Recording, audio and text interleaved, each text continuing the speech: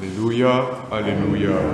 Viens Seigneur, ne tarde plus, délivre ton peuple de ses fautes. Alléluia. Le Seigneur soit avec vous. Et avec votre esprit. Évangile de Jésus-Christ selon saint Matthieu. Gloire à toi, Seigneur. En ce temps-là, Jésus disait aux grands prêtres et aux anciens du peuple, « Quel est votre avis? Un homme avait 2 fils. Il vint trouver le premier et lui dit, « Mon enfant, va travailler aujourd'hui à la vigne. » Celui-ci répondit, « Je ne veux pas. » Mais ensuite, s'étant repenti, il y alla. Puis le père alla trouver le second, lui parla de la même manière. Celui-ci répondit, « Oui, Seigneur. » Il n'y alla pas. Lequel des 2 a fait la volonté du Père? Ils lui répondirent, le premier. Jésus leur dit, « Amen, je vous le déclare, les publicains et les prostituées vous précèdent dans le royaume de Dieu. Car Jean le Baptiste est venu à vous sur le chemin de la justice, et vous n'avez pas cru à sa parole.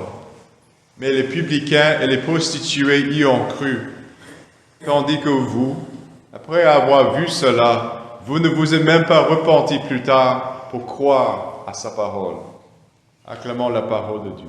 Louange à toi, Seigneur Jésus.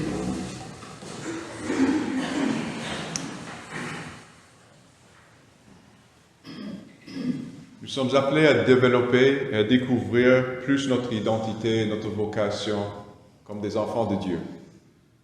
Et c'est sûr que ça prend une collaboration de notre part et de toujours répondre comme le Sainte Vierge, Saint Jean-Baptiste, oui, oui à la volonté de Dieu. Mais parfois, nous avons aussi cette petite rébellion à l'intérieur de nous, ce qui reste après notre baptême du péché originel, cet égoïsme, cet orgueil, ce désir d'être autosuffisant, de ne pas faire les choses de la manière de Dieu. Mais néanmoins, notre conversion perpétuelle, c'est toujours de nous ramener à faire ce que Dieu nous demande, parce que lui, il est la source de l'amour. Donc, il ne faut pas juste voir nos faiblesses et même nos échecs comme quelque chose d'insurmontable, mais des occasions d'humilité, d'accepter tel que nous sommes, mais d'avancer avec le bon Dieu.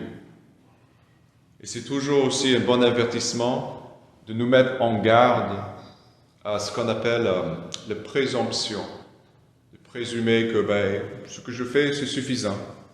Je dis oui au Seigneur, mais dans le fond, dans la réalité, je n'accomplis pas ce qu'il me demande, parce que je préfère faire ma volonté.